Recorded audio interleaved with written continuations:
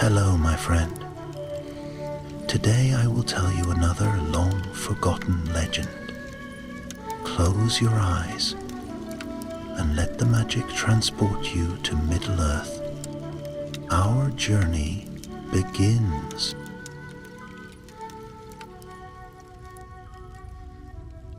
The last fires of the War of Wrath had dimmed, leaving only faint embers along the broken edges of the north. Once, Angband had cast its shadow across half the world, but now only smoke-haunted fissures and crumbling towers remained. Above them the wind blew sharp and cold, as if eager to sweep away the memory of Morgoth's reign. Yet evil does not drift as easily as ash, and some whispered that a darker ember still glowed among the ruins. From the shores of Lindon, the high elves watched the horizon with wary hearts. Morgoth was gone, cast beyond the world, but his lieutenant had fled, leaving neither battle nor surrender behind him. Sauron, the Maya who had shaped armies and deceived kings, had vanished like a stone swallowed by deep waters. And though many hoped that the Valar would find him swiftly, others feared he had already slipped beyond their reach. Thus it was that King Gil-galad called upon a quiet company of scouts, elves practiced in moving unseen through wild and broken country. Among them was Calathir, a young but steady warrior whose keen sight had served Lindon well in the dark years. Though he had not fought in the final battles of Angband, he had seen enough of war's ruin to understand its cost. "Go north," Gil-galad had told them. "Find what you may of Sauron's fate, whether he seeks atonement or whether he prepares for new treachery. We must know." So Calathir and his companions journeyed toward the fading scars left by the Great War. They rode through newly quiet lands where the earth still trembled at times, as if remembering what had been buried beneath it. Even the birds seemed cautious, their songs brief and uncertain. For many days the company followed trails left by fleeing orcs, though most of these had scattered or perished after Morgoth's fall. Some tracks showed signs of desperate confusion, as if the creatures had lost all sense of command. Others seemed to lead nowhere at all, circling and vanishing in the wilds. As they moved deeper into the north, the air grew colder. The ground beneath their feet darkened with ash and old blood, and strange fumes rose from cracks in the rock.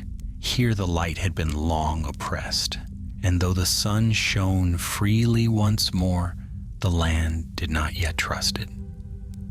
One evening, as twilight brushed the western clouds with silver, Calathir halted the company. Ahead of them, etched into the fading light, stood the shattered gates of a fortress once forged by malice and iron. The gates were broken, torn outward as if by some vast and terrible force, and the ground around them was littered with remnants of battle. Spears lay twisted, shields half buried in ash, and the stone itself seemed scorched by heat that no forge could have kindled. "This is where Morgoth fell," murmured Elwyn, the company's healer, "or near enough. No wonder all feels uneasy here." "Uneasy is too soft a word," said Thalanor, Calathir's closest friend. "Something still lingers. Do you feel it?" As if the shadows keep watch.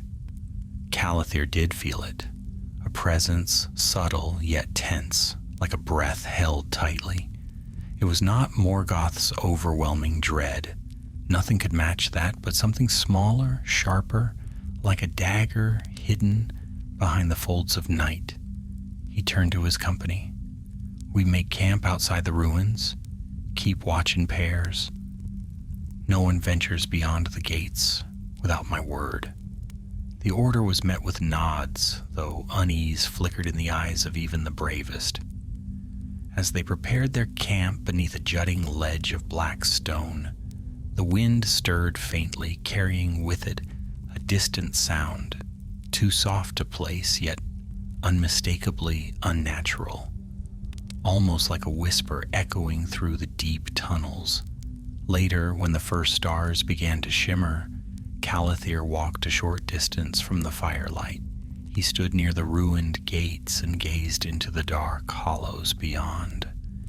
The air there seemed heavier, thick with memories unspoken.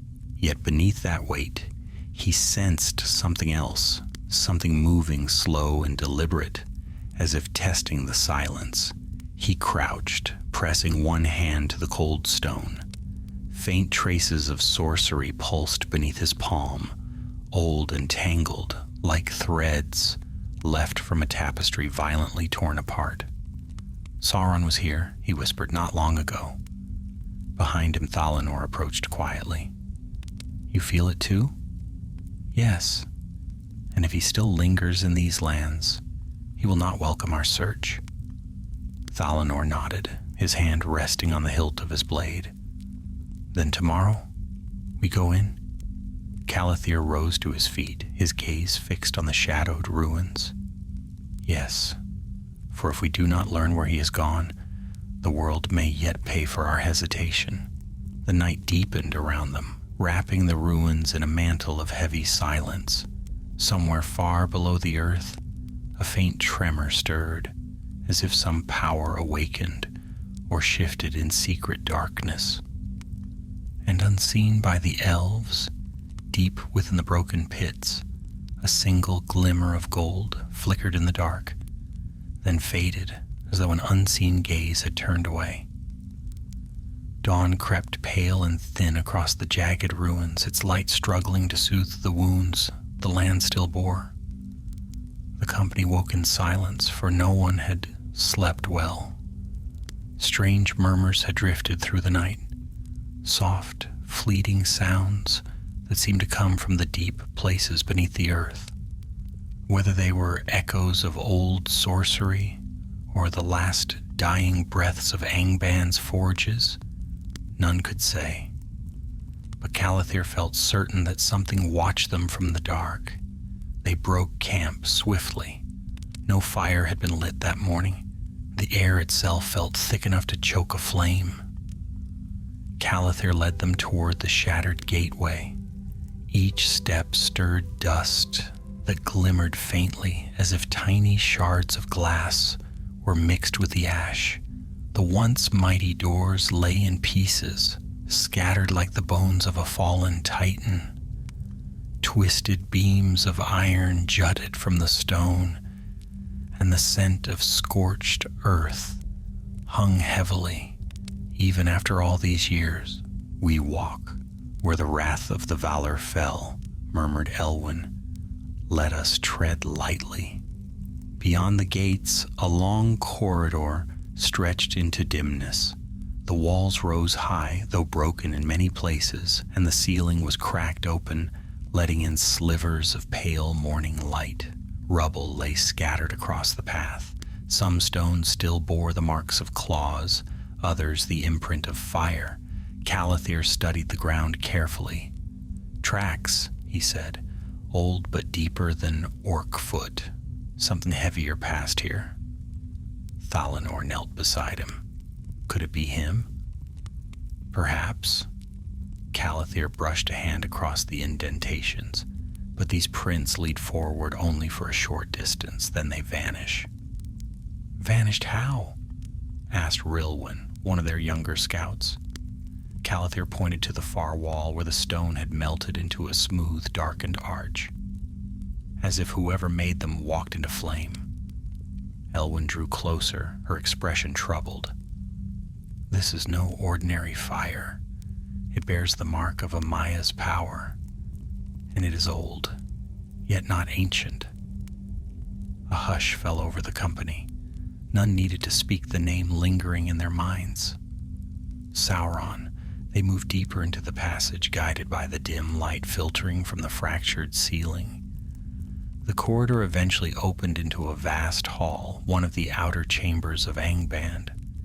It was a grim and hollow place. Massive pillars lay toppled like fallen trees. and the floor was strewn with broken weapons. In one corner, an overturned cauldron of black iron rested half buried in ash. In another, strange sigils glowed faintly upon the wall, their meaning long lost. Calathir approached the sigils, narrowing his eyes. These are ward marks. Subtle ones. Traps? Asked Thalanor. Not traps, more like silence bindings. Calathir traced a finger along a faint, glowing curve. Spells to hide presence, spells that prevent certain eyes from seeing. Elwyn stepped beside him. Then he was hiding, not from us, but from the Valor. The truth of it settled over them like falling dust. If Sauron had lingered here after Morgoth's fall, sheltered by spells and shadows, he must have done so in great fear. That alone was notable. Sauron had once been bold enough to match wits with the greatest of Middle-earth. For him to cower in the ruins of Angband meant he had faced a choice far heavier than any battle. "Look," said Rilwyn suddenly, pointing toward a far archway. "There." A faint trail of soot led into a narrow tunnel that sloped downward. The walls here were smoother, less ruined, as if untouched by the wrath that had demolished the upper halls. Calathir nodded. He fled below. And where he fled, we follow. Stay close. The tunnel swallowed them one by one, and the light of the surface dwindled behind. Their footsteps echoed along the stone, soft but steady. As they descended, the air grew cooler, and a pale glow began to shimmer faintly on the walls, thin traces of lingering enchantments left like cobwebs. Thalanor glanced around uneasily. These tunnels feel too well preserved. Angband had many layers, said Calathir. The deepest of them were forged for secrecy, not war. Sauron may have chosen these paths for refuge. And why would he remain here at all? Rilwyn asked. Why not flee the moment Morgoth fell? Because he feared judgment, said Elwyn softly. And perhaps he thought to bargain for mercy if he could present himself to the Valor, unchallenged by their armies. Or perhaps, Calathir added, he thought to seize power anew from the fragments Morgoth left behind. They walked on until the tunnel opened suddenly into a broad cavern. A faint light flickered from somewhere deep within, bluish and cold, like sorcery half spent. Stalagmites rose like jagged teeth, and a thin mist coiled low over the ground. Then Calathir froze. Ahead, upon a cracked stone dais, lay a set of dark armor, black as a starless night, dented from battle yet still formidable. It was shaped for a tall form, broad of shoulder and marked with ancient runes of power and submission. Sauron's armor. Thalanor exhaled sharply. He left it behind. Calathir stepped toward it slowly, as if approaching a sleeping beast. No, he shed it. There is a difference. Elwyn circled the dais, her face pale. Armor such as this is not abandoned lightly. If he cast it off, he did so to be unseen, to shed any sign of his former power. Rilwyn pointed toward the mist. There's more. Footprints. Bare ones. The prints led across the cavern and vanished into a narrow cleft between two large stones. Calathir followed their trail until he reached the gap. A faint warmth lingered on the rocks, strange in such a cold place. He passed through here, Calathir said quietly, and not long after the fall. Thalanor peered into the cleft. Where does it lead? East, Calathir answered. Eventually? But the passage winds through many ways before the outer world. He stepped back, turning to his companions. We have found what we sought. Sauron lived after Morgoth's fall. He hid himself here for a time, then chose exile over surrender. That is no comfort, murmured Elwyn. Exile grants him freedom. Yes, Calathir said, and we will follow where his shadow goes next, for the world will not rest until we know his path." Behind them the cavern stirred faintly. A distant tremor rippled through the stone, as if some unseen force shifted in the deep places far below. Calathir paused, listening, but the tremor faded, leaving only silence and the abandoned armor gleaming faintly in the cold, lingering light.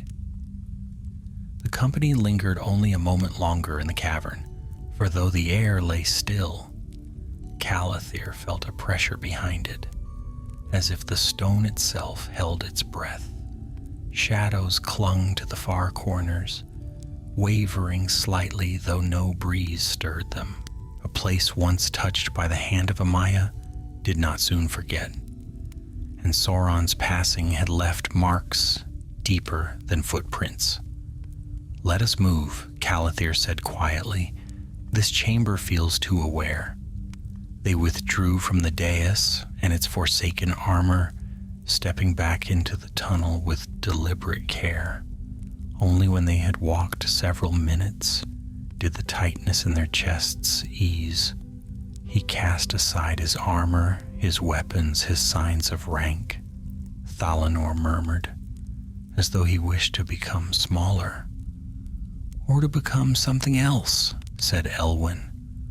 The tunnel sloped upward once more, winding through the bones of the ruined fortress. Here the walls bore fewer breaks and the air grew warmer, not with life, but with a faint hum of old sorcery. It whispered against the skin like a distant memory. No one spoke for several minutes, each elf listening to the pulse of the unseen power that still lingered. At last the path widened and split into two branching tunnels. One led downward, its opening choked with web-like strands of hardened soot. The other curved sharply upward, smoother and faintly glowing, as though some ancient hand had reshaped the stone itself. Calathir paused between them. He would have chosen the higher path. "Why?" asked Rilwyn. "Because it feels less confined," Calathir answered. "A Maya fleeing judgment would not hide in deeper darkness. He would seek a way out." They turned to the upper tunnel, but before they took more than 5 steps, a sudden tremor shuddered through the earth. Dust rained from the ceiling. A low groan rolled beneath their feet. Thalanor drew his blade in a swift arc. "What was that?" "A shift in the deep foundations," Elwyn said, though her tone held doubt. "Or something awaking below." The tremor faded. Silence returned, thick and uneasy. Calathir gestured forward. "Quickly now. The longer we remain within these tunnels, the more danger we court." They climbed, their steps careful yet swift. The tunnel curled like a serpent, turning upon itself before widening into a small chamber.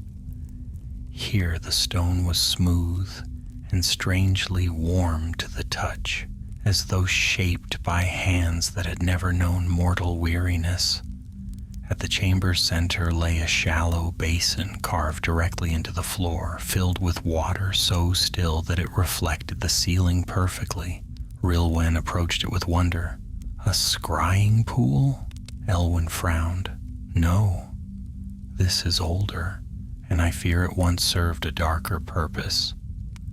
Calathir crouched beside it. A faint shimmer lay upon the water's surface, an echo of power that had not yet faded.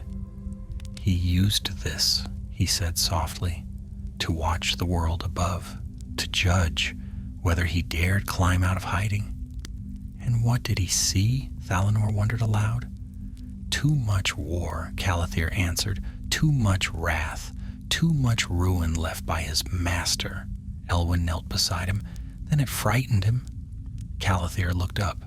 "Yes, and that fear is what makes him dangerous still." Beyond the chamber lay a narrow stair, carved into a rising shaft. A faint breeze brushed down from above. Clean, cool air untouched by the stench of Angband's last days. "This is the way out," Calathir said. They climbed the worn steps, each feeling a strange shift within the air.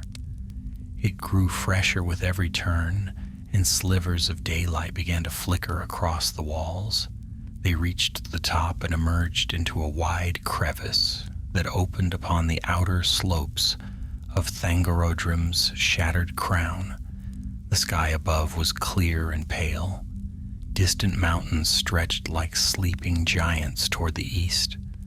Though the land remained scarred, the wind carried a gentler breath here, as if trying to claim the ruins for the world again. Rilwyn's eyes widened. He escaped into this wilderness. Indeed, Calathir said, and left few signs behind. But not none. Thalanor bent low, studying the ground near the crevice. More prints, bare feet. The same as below, light, swift, determined. Calathir followed the line of tracks with his gaze. They led eastward down the rough slope and toward the wide plains beyond. He left in haste, Calathir murmured. But not in chaos. He knew where he meant to go. East, Elwyn said, toward the lands beyond the Blue Mountains, lands untouched by war, lands where he might rebuild himself, and lands beyond our sight, Thalanor added grimly. Calathir stood. We follow him only so far as we must. We do not chase him across the world, but we must learn how he fled these mountains and what he did before leaving them. They pressed onward, descending the broken slope. The stone crunched beneath their boots, and the wind tugged at their cloaks with restless fingers. With each step, the ruins of Angband grew smaller behind them until the jagged remnants stood like a black wound upon the horizon. For hours they traveled, coming at last to a narrow ravine carved by ancient fire. Here the ground bore deeper impressions, footfalls shaped by a being wrestling with terrible conflict. The prints were wide-spaced, uneven, as if the figure had paused many times. Elwyn placed her hand upon one. Here. He hesitated. Calathir nodded. He struggled, not with enemies, but with himself. His repentance, Thalanor said quietly, or what passed for it. The ravine wound onward, narrow and steep. At its end, the elves reached a hollow surrounded by crumbled stone. In the center lay a fire pit, small and cold now, but marked by peculiar traces, a faint metallic scent, and ashes that sparkled faintly in the light. Rilwyn knelt beside it. This was no ordinary fire. No, Calathir said. It was a fire of change, a fire used to burn away the last remnants of what he once was. Elwyn's gaze darkened. Then here, he made his choice.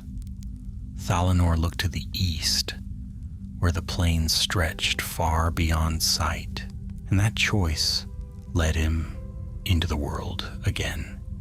Calathir felt the cold wind brush against his face. We have learned much, yet more remains to uncover. Sauron did not simply flee, he transformed, and transformations leave traces. He turned to his company. Come. His trail continues eastward, toward the broken foothills, where the shadows lie longer than they should. But before they moved, a sudden cry rang out from the cliffs above, a harsh, croaking sound that echoed across the stone. A great winged shape burst from a cliffside ledge, black and ragged, its wings beating violently as it circled overhead. A fell creature of the old days, one of the last corrupted birds bred in the pits of Angband. Rilwyn's face paled. It watches us. No, Calathir said, drawing his blade. It follows his trail too. The creature screeched and dove, and the company braced themselves as the shadow descended upon them with fury born of forgotten masters.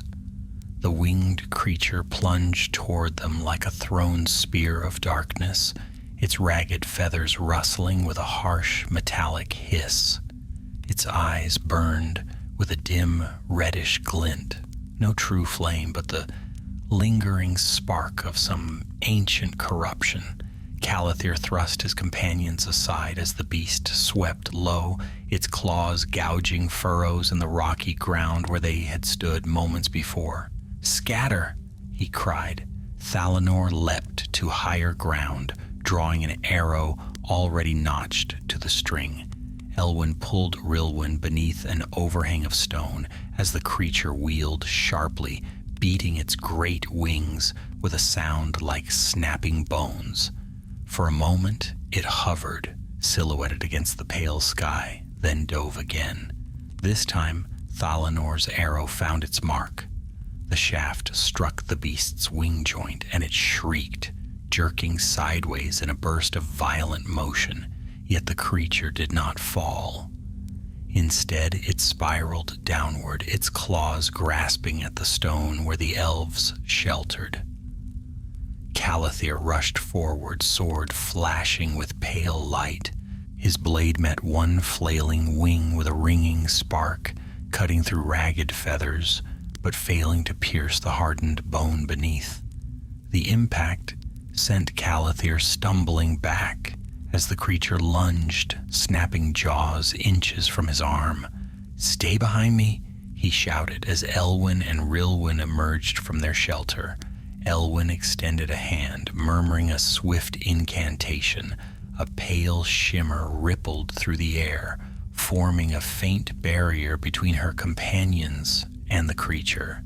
The beast shrieked angrily at the sudden obstruction, striking the shield with its claws. The blow sent a ripple of strain across Elwyn's face, but she held her ground. "Thalanor," Calathir called, "aim for the throat. That is where its weakness lies." Thalanor repositioned himself, climbing a narrow ledge to gain higher ground. The creature thrashed against Elwyn's barrier, cracking it with each frenzied strike. Dust rained from the rocks above. The beast raised its head, preparing to smash its full weight into the weakening shield. In that breathless instant, Thalanor loosed another arrow. The shaft flew straight and true. It struck the creature beneath its jaw, burying deep. The beast shuddered, its wings spasming as a sickening cry tore from its throat. Its weight collapsed forward, crashing onto the stone. The shield shattered as the creature fell, its body thrashing briefly before finally growing still. For several moments, the company stood in silence, catching their breaths. The air hung heavy with the creature's foul scent. Elwyn placed a trembling hand against her chest. That was no ordinary remnant of the old wars. It bore a purpose. Calathir knelt beside the fallen beast, studying its twisted form. The feathers were mottled with burned patches, and the flesh beneath bore signs of ancient enchantment. "Purpose indeed," Calathir said. "This creature followed Sauron's path. It hunted him, or perhaps he commanded it, in his last days within these ruins." Thalanor wiped his brow. If he commanded it, then why did it linger? Why attack us? Rilwyn approached tentatively. Perhaps it served him blindly, not knowing he had left. And when it sensed our pursuit, it mistook us for enemies. Calathir rose. Or perhaps Sauron left it as a watchful remnant to guard the traces he did not wish others to follow. Elwyn shivered. Then it failed. Indeed, Calathir said, and that tells us Sauron did not wish to be followed. They moved on, for the sky above had begun to darken with drifting clouds. The wind shifted, bringing with it the sharp scent of distant storms. The plains eastward stretched like a great, rolling sea of broken stone and wind-swept earth, a land recovering slowly from centuries of shadow.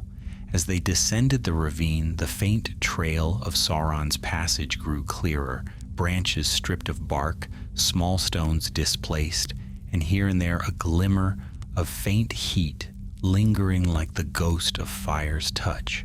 He wrestled with his own power here, Elwyn murmured. It leaked from him without his will. A Maya deprived of form travels with difficulty, Calathir said, especially if he abandoned his armor and many of his tools. His strength was unsteady. And yet he endured, Thalanor added, which means he had purpose. The group pressed forward. Hours passed, and the shadows lengthened. The land grew quieter, as though holding some secret within its vastness.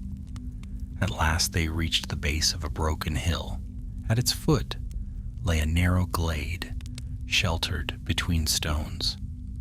The glade bore the signs of a campsite, faint but clear to trained eyes. Calathir knelt, brushing his fingers over the flattened grass. He rested here a single night, perhaps less.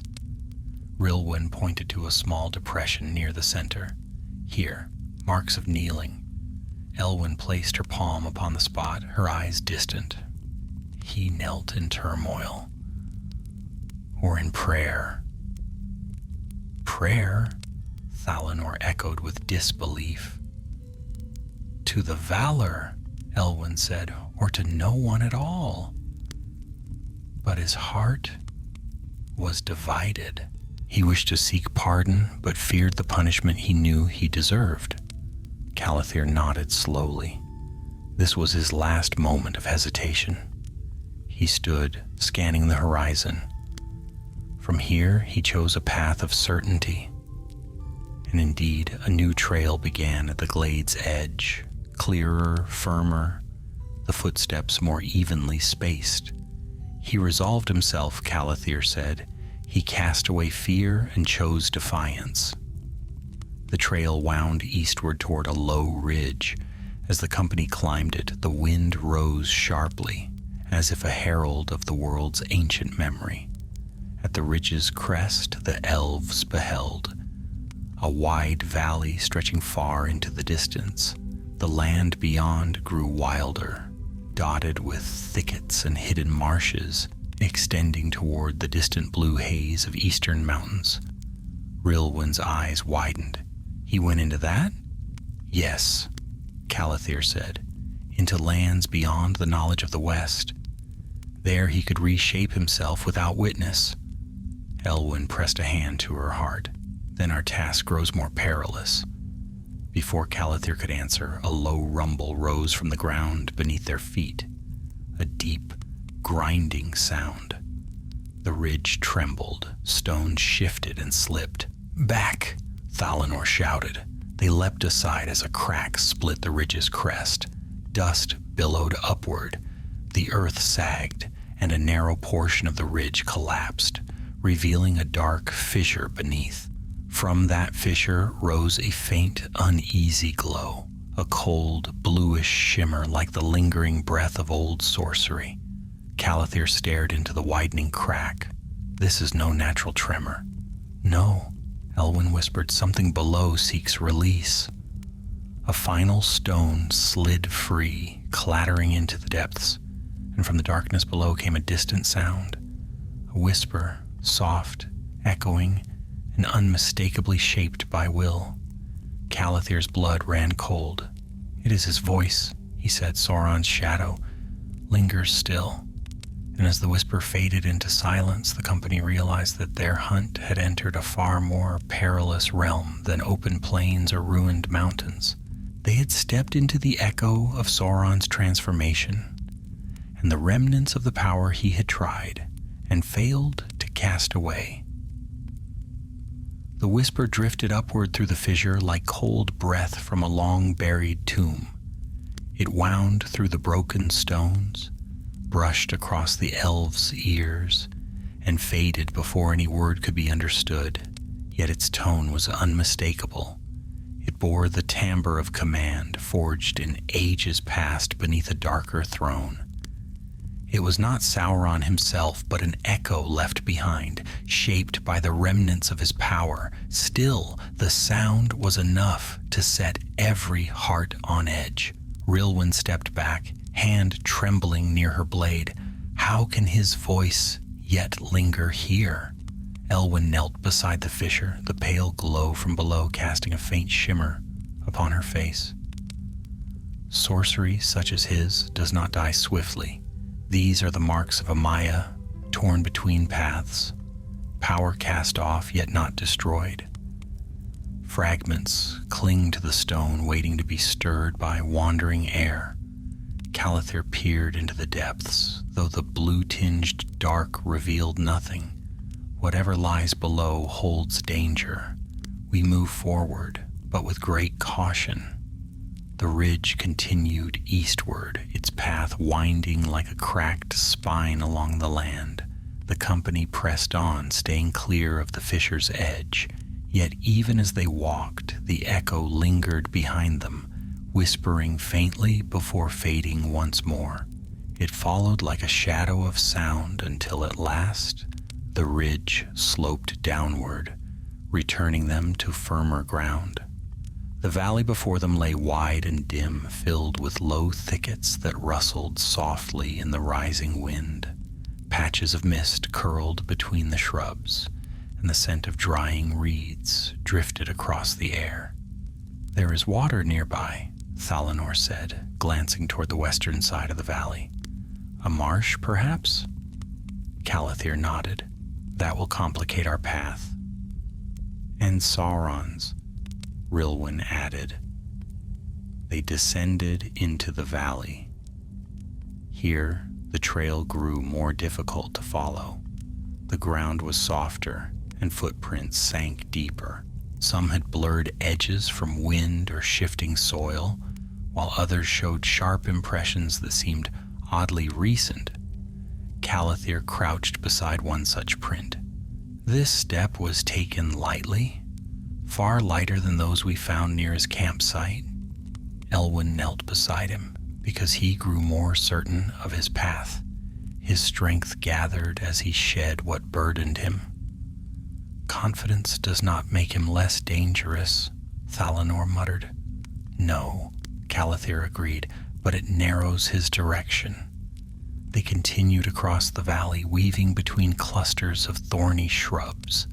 A distant rumble of thunder echoed from the east, though no storm yet troubled the sky. The wind picked up, stirring the grasses and sending long ripples across the land.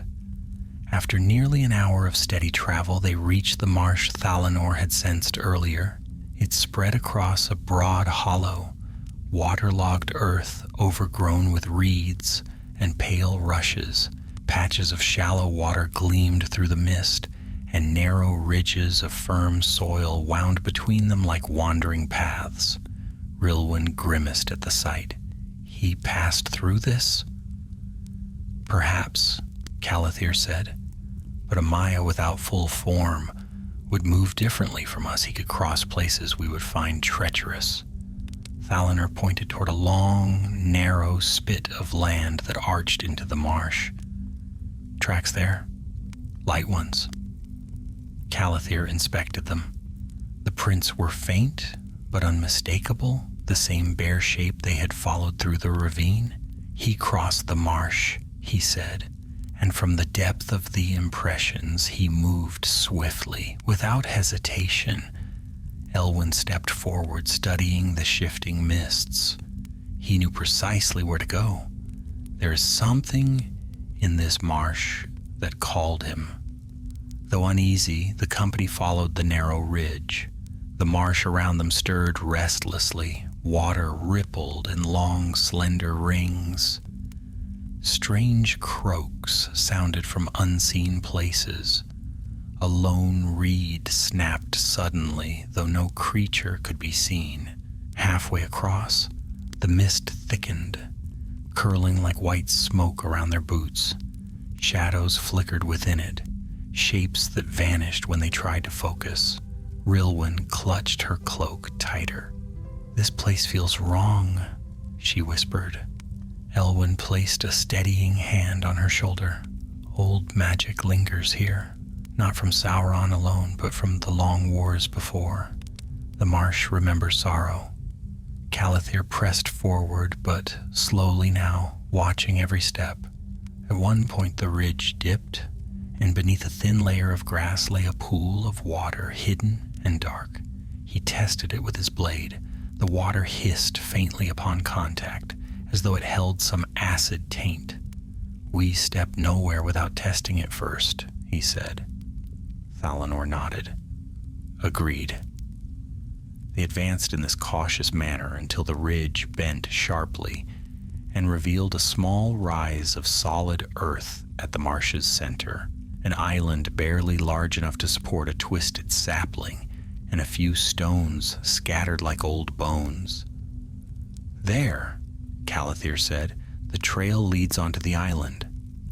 They stepped onto the firm ground with relief. The fog here seemed thinner, though the air was still heavy with dampness.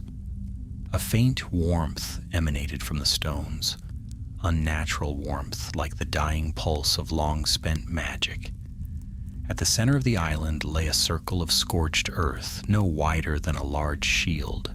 Calathir knelt beside it, brushing away the loose soil. Elwyn's breath caught. "A casting circle," she whispered. Rilwyn's eyes widened. "He performed sorcery here." Calathir examined the edges of the circle. They bore faint marks, lines etched in desperate haste and symbols half scattered by wind. But the center held a deeper indentation, as though something powerful had rested there. "This is where he unmade the last fragments of himself," Calathir said quietly.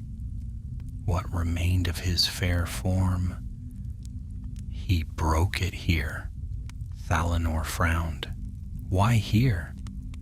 "Because the marsh hides all secrets," Elwyn answered. "Here, beneath mist and water, his deed would escape the eyes of the West." Calathir rose, and from this place he went forward as something changed, neither broken fully nor restored. He looked eastward, where the valley sloped gently toward the horizon. After this moment, his trail grows clearer. His hesitation ended here. Rilwyn shivered. "Then this place marks the death of Sauron as he once was, and the birth of what he became," Thalanor said grimly. Before they could speak further, the marsh around them stirred, more violently this time. The fog rippled outward, drawn by some unseen force. The reeds bent sharply, as if pressed by wind that did not touch the air. Elwyn stiffened. "Something wakes." A low groan rose from the marsh depths, followed by a bubbling hiss. The water near the island's edge churned as dark shapes moved beneath the surface. Calathir drew his blade. "Stand ready. The marsh remembers its visitor, and it does not welcome us." The water erupted. From the dark pools emerged twisted, half-rotted forms, creatures once slain in ages past, now bound to lingering corruption. Their hollow eyes glowed faintly as they dragged themselves toward the island. The company braced themselves, for the marsh had become a battleground, and the remnants of Sauron's sorrow had called ancient terrors to life. The marsh water burst upward in a spray of blackened droplets as the first creature pulled itself into the open. Its form was twisted, half swallowed by mud, neither living nor wholly dead. Torn armor clung to its shoulders, and tatters of ancient cloth floated like drowned weeds around its limbs. Hollow sockets glowed with sickly light, though no flame burned there. Then another rose, and another. Soon the ring of the island was surrounded by these bog wraiths, remnants of warriors who had fallen in the long wars against Morgoth, their bodies claimed by the swamp, their unrest fed by traces of lingering corruption. Rilwyn drew a sharp breath. "Are these shades of Morgoth's making?" Elwyn shook her head. "No, they are the marsh's own dead. Yet some ancient power, Sauron's passing, or the echoes he left, has stirred them. Calathir lifted his blade. The steel shimmered faintly under the dim sky, reflecting the murky waters around them. Keep close. Do not let them drag you to the pools. The first wraith lurched forward, its movement slow but purposeful. Its hand, once a hand, reached toward Calathir with fingers long and dripping with dark mire. Calathir stepped aside and struck downward. His blade met the creature with a wet crack, slicing through rotted flesh. Yet the wraith did not fall. Instead, it shuddered violently, then twisted unnaturally as it lunged again. Thalanor loosed an arrow straight into its chest. The wraith staggered, but still it moved. These things will not yield easily, he called out. Rilwyn joined the fight, her twin knives flashing with quick precision. She darted past one creature, slashing across its spine, then rolled away as another swiped at her with a limb heavy with muck. The creatures groaned, as though the marsh itself spoke with their voices. Elwyn lifted both hands, her eyes narrowed in concentration. A thin, pale glow formed around her fingers, brightening with each breath. She thrust her palms outward, and a wave of shimmering light burst forth, striking two wraiths squarely. The creatures recoiled, writhing as if struck by fire, though no flame touched them. "They fear light," Elwyn cried. Calathir seized the moment. "Then we drive them back with it." He lunged forward, blade raised. This time as he struck, Elwyn's light washed across the wraith, and the creature dissolved into black mist, fading into the marsh with a hollow moan. The effect was not permanent, for the creature's outline flickered faintly below the surface. But for the moment it was beaten back. Thalanor fired arrow after arrow, each aimed at a joint or limb. Though the shots did not destroy the creatures, they slowed them, buying precious breaths. Rilwyn moved like wind over water, circling each wraith with swift cuts that turned their attention away from Elwyn. Still, more rose from the pools. A dozen now surrounded the island, and though they moved with ponderous steps, their persistence was relentless. Their murmuring grew louder, a chorus of drowned voices echoing across the marsh. Calathir grimaced. This is no natural stirring. Something binds them, drives them. Elwyn's face tightened. We stand upon Sauron's circle, hear his grief, his doubt, his breaking all sank into the marsh. These wraiths drink of that sorrow. Then we must break their binding, Calathir said. We must cleanse this circle. The idea struck him even as he spoke it. He knelt swiftly and placed his hand upon the scorched earth. A faint, unnatural warmth pulsed beneath his palm. Elwyn, he said, lend me your light. I will break the circle. Elwyn hesitated only a heartbeat. The backlash may be strong. We have no choice. She lowered her hands toward the circle, her light gathering into a single, pulsing radiance. Calathir pressed his free palm deeper into the earth, feeling the lingering threads of Sauron's discarded power, thin, frayed, but holding fast to the dead like strands of a broken net. They were threads woven not from malice, but from the torn remnants of fear, shame, and dark resolve. He gritted his teeth. Now, Elwyn released her light. It poured into the scorched circle like a rising sun breaking through storm clouds. The earth shuddered under the force. Light blazed upward, scattering the mist. The wraiths shrieked in unison, reeling from the brightness. Their forms flickered, bending like smoke in strong wind. But the old magic resisted. A surge of cold burst from the ground, slamming into Calathir and Elwyn like a freezing tide. Calathir felt his breath tear from his lungs.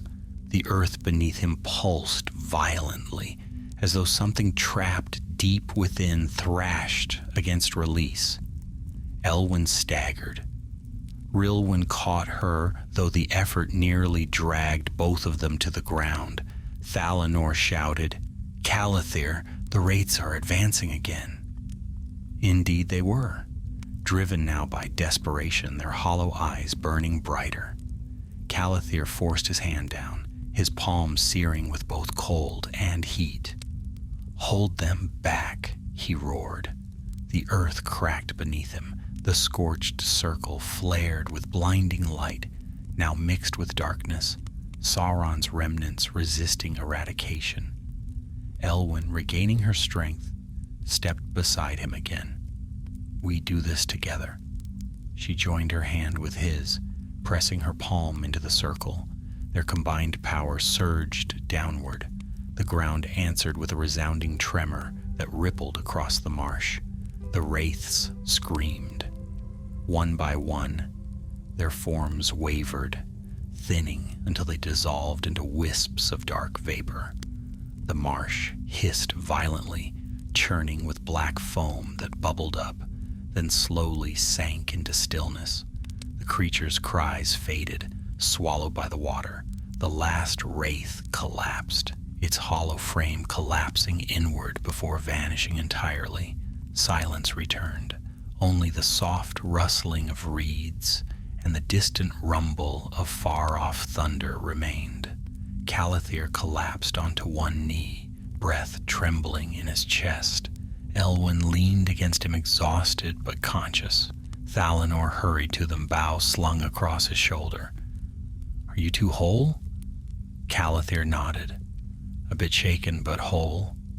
Rilwyn glanced nervously at the water. "They will not return." "They are freed now," Elwyn said softly. "Freed from the shadow that bound them. The marsh will rest." Calathir stood again, though slowly. "Then we press on. Sauron's trail beyond this marsh will be clearer now. Whatever he shed here, it no longer clings to the land." They crossed the island and continued toward the eastern ridge. As they walked, the fog receded, as if the marsh itself sighed with relief. Even the air felt less heavy. But before they left the boundary of the marsh, Calathir glanced back once more. The island sat quiet, the scorched circle faintly dark against the earth. The last place where Sauron had cast away the remnants of who he once was. Calathir's voice was low. "We now follow the trail not of a fallen servant, but of a shadow reborn." And the east waited, silent and vast, ready to reveal the next step of Sauron's hidden journey. The last reeds of the marsh whispered behind them as the company stepped onto firmer ground, leaving the haunted waters to their silence. The air beyond felt clearer, touched by the faint warmth of afternoon sun. Even so, a weariness pressed upon the elves, born not of battle alone, but of the strange sorrow they had confronted. They paused on a low rise overlooking the marsh. The land to the east stretched wide and pale beneath a dimming sky. Long grasses bent in steady wind. Thorn bushes clung to the slopes like scattered sentinels. Far off, the faintest blue haze marked the shape of distant mountains. Calathir surveyed the horizon, his eyes narrowing. Sauron's trail leads onward, no turning back. Thalanor drew beside him. And after what we have seen, I doubt he turned back either. Rilwyn took a deep breath, her face still pale. What do we face next? If the marsh held such remnants, what shadows lie ahead? Elwyn answered softly. The farther we follow him, the deeper we walk into the path of his transformation. Such journeys leave strange echoes. Calathir nodded. Then keep your senses keen. What lies ahead may not be as forgiving as the marsh. They moved east, The rising land unfolded before them in long waves, like the rolling back of ancient plains. Here and there the ground bore scars, narrow trenches carved by ancient war machines, now half filled with soil. Shards of rusted metal, stones split by fire hotter than any earthly forge. The war of wrath had reached even these places, but new life had begun to claim the land. Wildflowers pushed through cracks in stone, grass swayed in quiet rhythm. The wind carried the faint scent of heather. For several hours they walked, tracing the faint imprints of Sauron's passage. Though the marks were light, they continued in an unwavering line, always eastward, as though the fleeing Maya had been drawn by a distant summons. As the sun dipped low, they reached a ridge overlooking a shallow valley. In the valley center lay a cluster of dark stones, too regular to be natural. Some stood upright like ancient pillars, others lay toppled, half buried in earth. A silence hung over the place, deeper than the natural stillness of evening. Calathir frowned.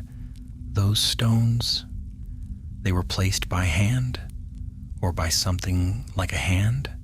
Elwyn shivered. This place feels older than anything we've walked through. Rilwyn swallowed. Older even than Angband? Older, Elwyn said. These stones predate Morgoth's stronghold.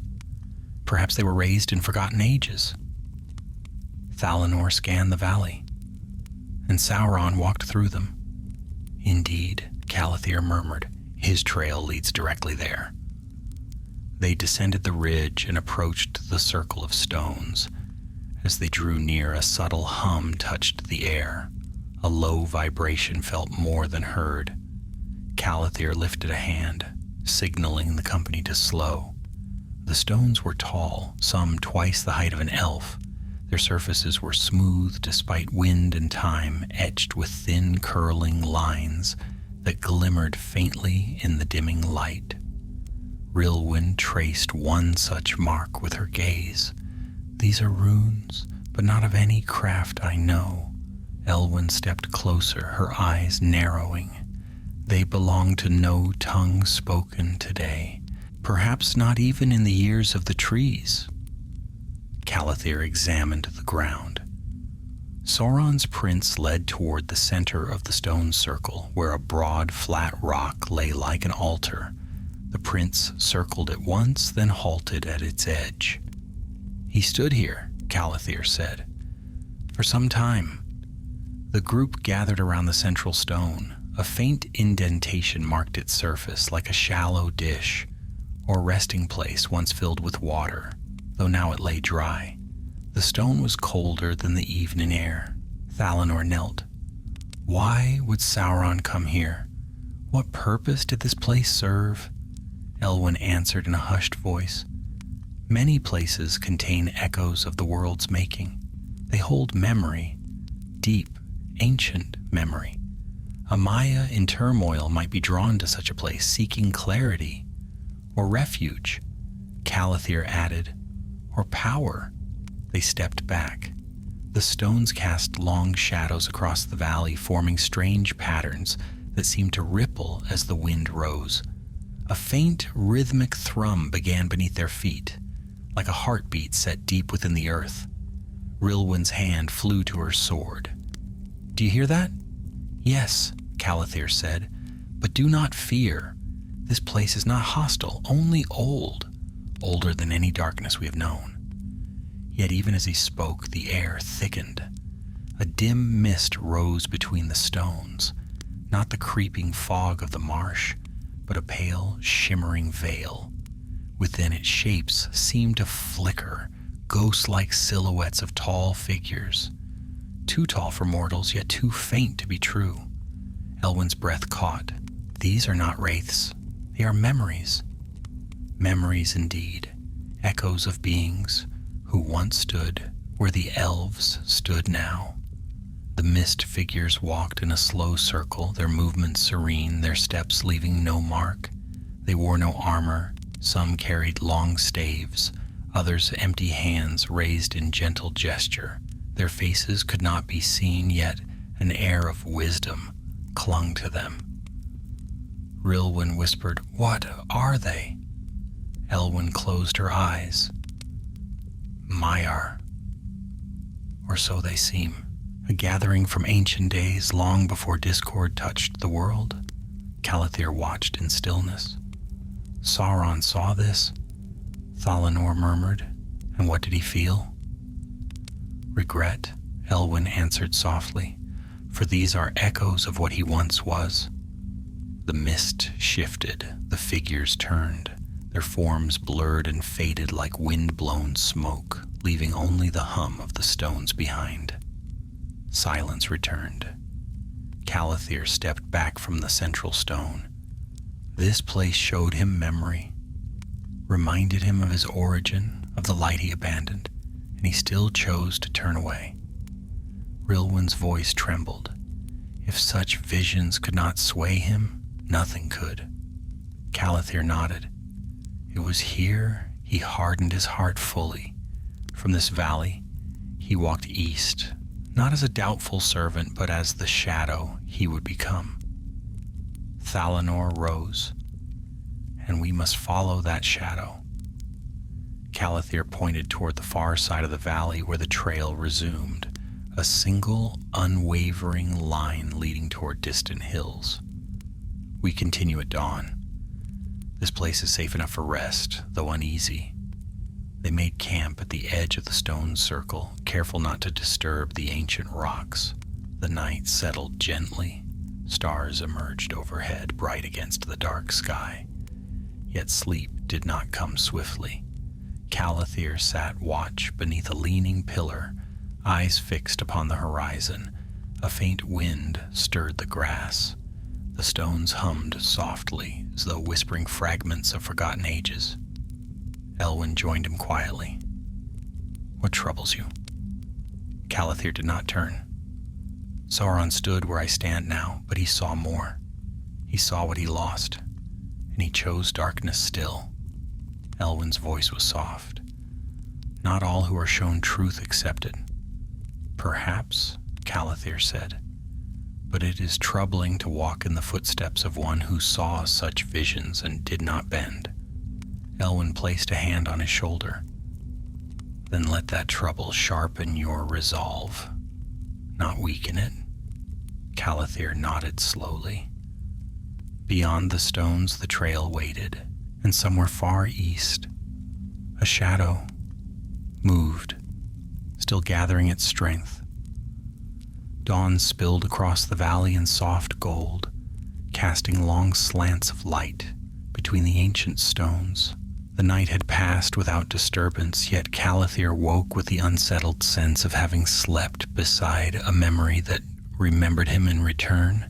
The stones stood silent now, their humming faded, their mist-gathered visions gone, but the echo of what they had revealed lingered in the air, a reminder that Sauron had once belonged to the light and had turned from it with full knowledge of what he abandoned.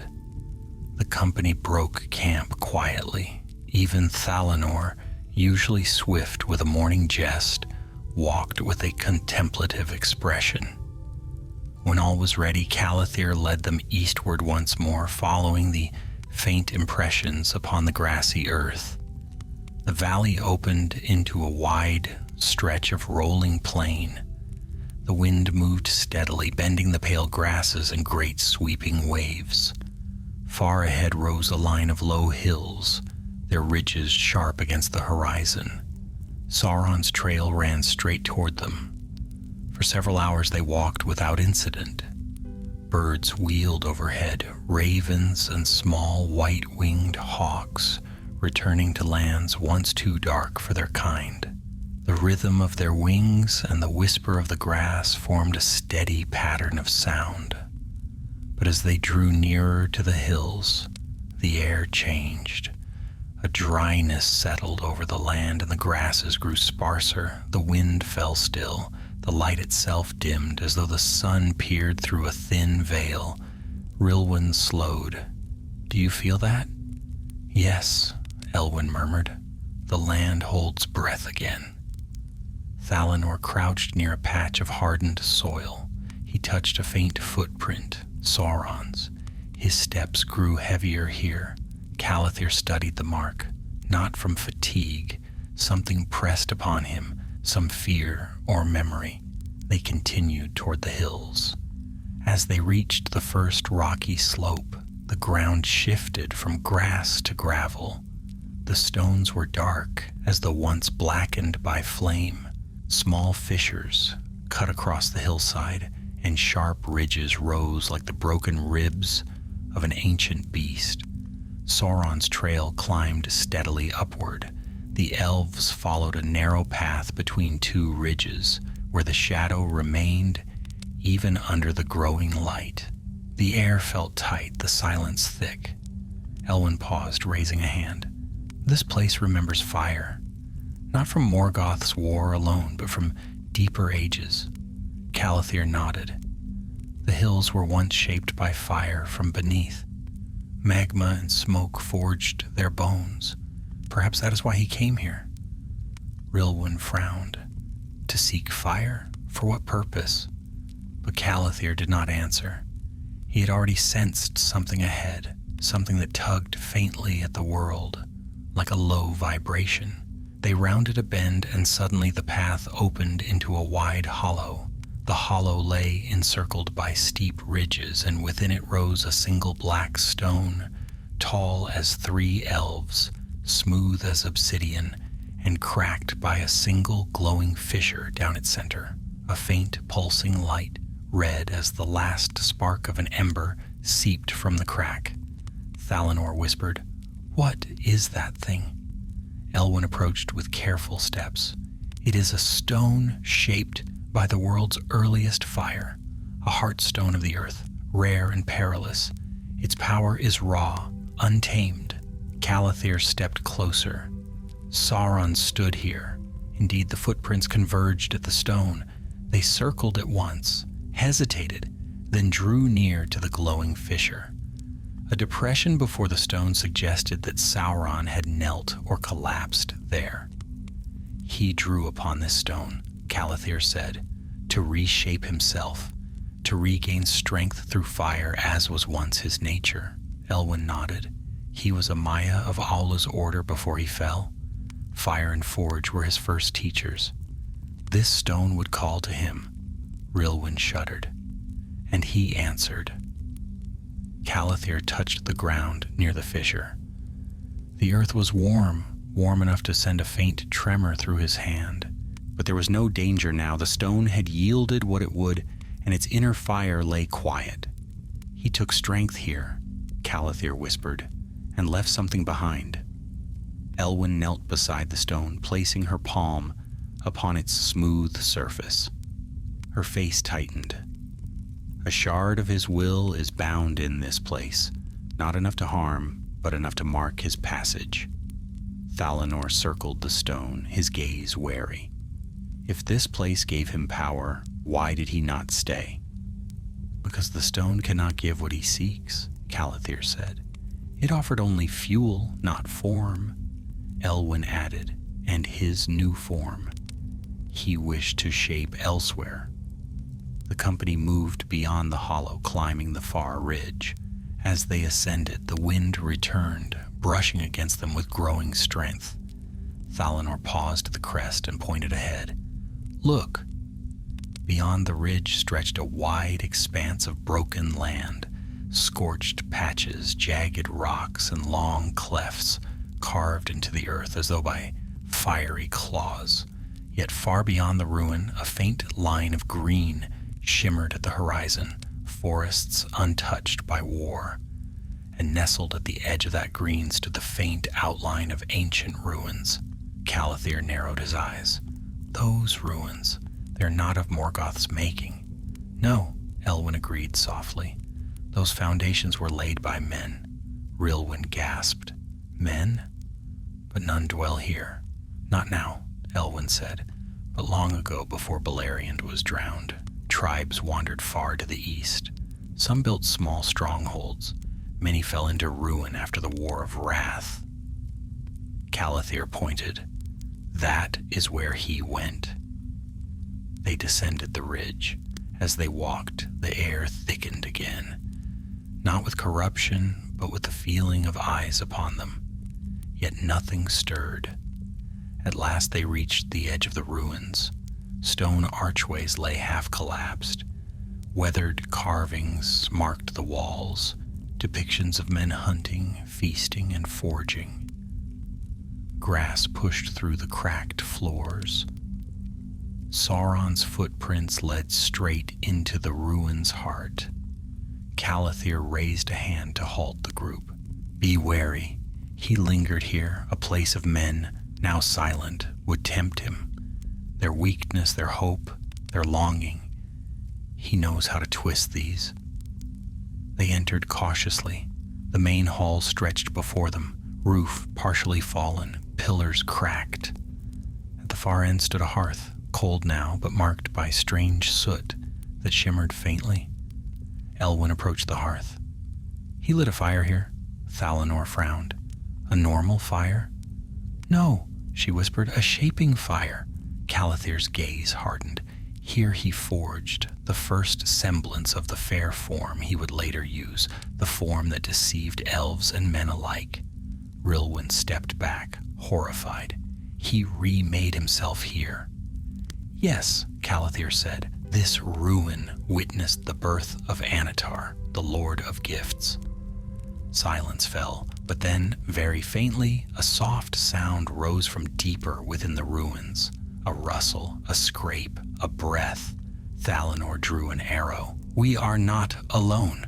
Calathir stepped forward, blade ready. From the shadows of a collapsed doorway, a figure moved, a faint silhouette. Too small to be Sauron, too hesitant to be a wraith. Then the figure stepped into the dim light. A man, ragged, afraid, half-starved, but alive. His voice trembled. Do not harm me. Please, I saw him. I saw the one you seek. The company froze. For the first time on their long journey, they had found a witness.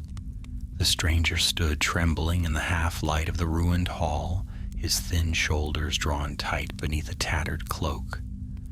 Dust clung to his hair, and his eyes, wide, gray, and haunted, shifted nervously between the elves.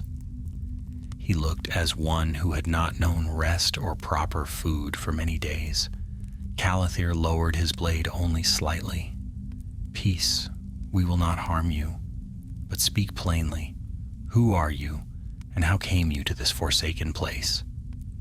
The man swallowed hard. His voice, when it came, was raw with fear and exhaustion. My name is Ardil. I am, or was, a wanderer of the eastern tribes. I sought shelter in these ruins when the storms rose, but I found no shelter, only him. Rilwyn stepped forward gently. You saw the one we follow? Describe him. Ardil's breath hitched. I cannot forget him. He came at dusk, cloaked in shadow, yet not fully a shadow. He moved like a wounded beast. His form flickered, sometimes tall and strong, sometimes thin as smoke. And when he looked at me, the man shuddered violently. His eyes burned, though dimly, as if some fire within him struggled to remain alive. Elwyn exchanged a grave glance with Calathir. When was this? 2 nights past, Ardil whispered. He searched these ruins, touched the stones, as if remembering something long forgotten. Then he built a fire in the great hearth. Ardil pointed to the soot-marked stones near Elwyn, but no wood burned, only light, a pale fire, cold and cruel. Calathir approached the hearth once more, studying the faint silver sheen beneath the soot. Sauron forged his new shape here, or the beginnings of it. Ardil flinched at the name. You know him? We know of him, Thalanor said grimly. His ways, his craft, his guises. Ardil shook his head. Whatever he sought, he left before dawn, he walked east beyond these ruins toward the wildlands that lie at the feet of the far mountains. Calathir nodded. Your words confirm the trail. But there is more, Ardil whispered urgently.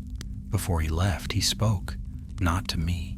He scarcely noticed me save to frighten me into stillness. No, he spoke to himself, or to something unseen. I heard only fragments, but they chilled my bones. Elwyn leaned closer. Tell us. Ardil's voice dropped to a hoarse whisper. He said, I am not unmade. I am not cast aside. I will rise again, hidden from their eyes. And then something else, soft, almost sorrowful. The fair shape I wore is broken, but I shall remake it, and in that form I shall be welcome once more. A heavy silence fell. Calathir closed his eyes, feeling the weight of the man's words settle upon him like frost.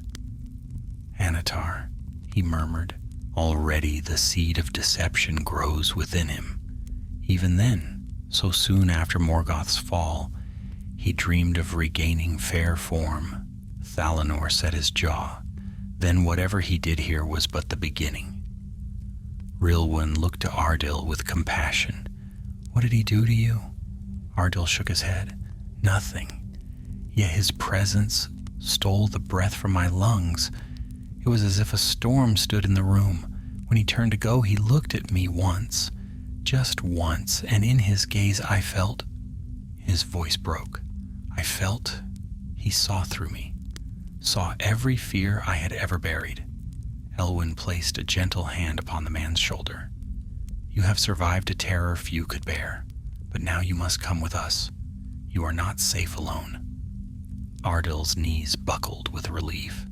I will go wherever you lead, so long as it is far from him. Calathir nodded. We leave now. His trail grows fresher with every step we take. The company moved out from the ruins, Ardil walking weakly beside Rilwyn. The late afternoon sun cast long shadows across the broken stones as they climbed the ridge. The land beyond sloped into a region of scattered pines and rocky outcrops. Though sparse, the forest ahead offered more cover and more danger. As they descended into the pines, the air grew still again. A strange quiet settled over the trees, as though the forest watched them with uneasy awareness. No birds sang, no leaves whispered. Ardil's breath quickened. This is where he passed. I feel it. Elwyn nodded. The air remembers him. Calathir found the first clear sign at a bend in the path, a pine trunk scorched by a single glancing touch. The burn mark was oddly shaped, as if made by a hand that had not fully taken form. He steadies himself upon trees, Calathir said. His shape is still unstable. Thalanor frowned. Then we are close. They advanced deeper into the forest. The trail grew clearer, disturbed needles, shallow imprints, a faint crackling in the air like old embers. At one point they found a stream where the water steamed faintly, though no natural heat source lay near. He crossed here, Rilwyn murmured, but the water resisted him. They followed the stream until it led them to a wide clearing. There, the trees swayed, though no wind stirred. A faint shimmer hung in the air, as though the place remembered a struggle. Calathir knelt. The ground bore deep impressions, one set belonging to Sauron, the other something else. Thalanor bent beside him. What made these prints? They are wider, heavier, and the stride is long. Elwyn's face paled. Not a creature of shadow, something alive. Ardil gasped softly. There are tales among my people of guardians in the east, spirits bound to the land, who rise only when a great wrong approaches. Calathir touched the prince again. Something challenged him here, something born of the land itself. What happened? Rilwyn asked. Calathir pointed to a deep scorch in the soil. He fled, quickly. The forest thickened beyond the clearing. Strange shapes twisted in the bark of ancient trees, marks left by an imbalance where Sauron's unstable power had brushed against living things and changed them. The trunks seemed to lean away from the trail as if recoiling. Whatever challenged him, Thalanor said quietly. He feared it enough to retreat eastward faster than before. Calathir nodded, and where fear drives him, there lies danger for all. They pressed on. The forest began to thin, giving way to hard, wind-carved stones. Night approached, dimming the horizon. The land sloped downward toward a broad, barren plain. At the plain's edge, they found another mark, burned into stone. A handprint, long-fingered, regained in shape, though faint. The edges glowed dimly with dying heat. He touched the stone to steady himself, Elwyn whispered. His form was nearly complete. Ardil trembled. He will not flee much longer. Soon he will be whole. Calathir stood in the cooling twilight, the handprint at his feet, and the vast plain before him. He crosses this plain, he said, and beyond it lie the early settlements of men, those who survived the war by hiding in the far east. Rilwyn's breath caught. He seeks them? Yes, Calathir said darkly, for where fear and hope are strongest, there Sauron plants the seeds of his power. The wind rose suddenly, sweeping across the plain with a low, mournful sound, as though the earth itself warned them to turn back. But Calathir stepped forward. We follow, he said. We must see where this new shadow first took root. And the company moved into the darkening east, unaware that the first hints of Sauron's future lies, the lies that would one day birth the rings of power, were already taking shape on the far horizon. Night fell across the barren plain like a great dark cloak, heavy and silent. The stars emerged one by one, sharp as lances of silver against the deep sky. A pale moon climbed slowly above the eastern horizon, washing the land in cold light. Calathir and his companions paused at the plain's edge, the vast emptiness stretching before them like an ocean of stone and wind. Ardil shuddered and wrapped his thin cloak tighter. He crossed this place, he murmured. When I hid and watched him leave the ruins, he walked as one who feared pursuit, yet was driven onward by a will stronger than fear. Calathir nodded. We cross tonight. No shadow lies upon this plain the daylight would help us face. The company stepped forward, boots crunching softly against the cracked earth. The ground felt lifeless beneath their feet, as though the great wars of the past had burned all living memory from its surface. Here and there, sharp ridges cut across the land, and long, jagged fissures broke the monotony, stretching like scars beneath the moonlight. The trail of Sauron, difficult to see with mortal eyes, shone faintly to Calathir's elven sight.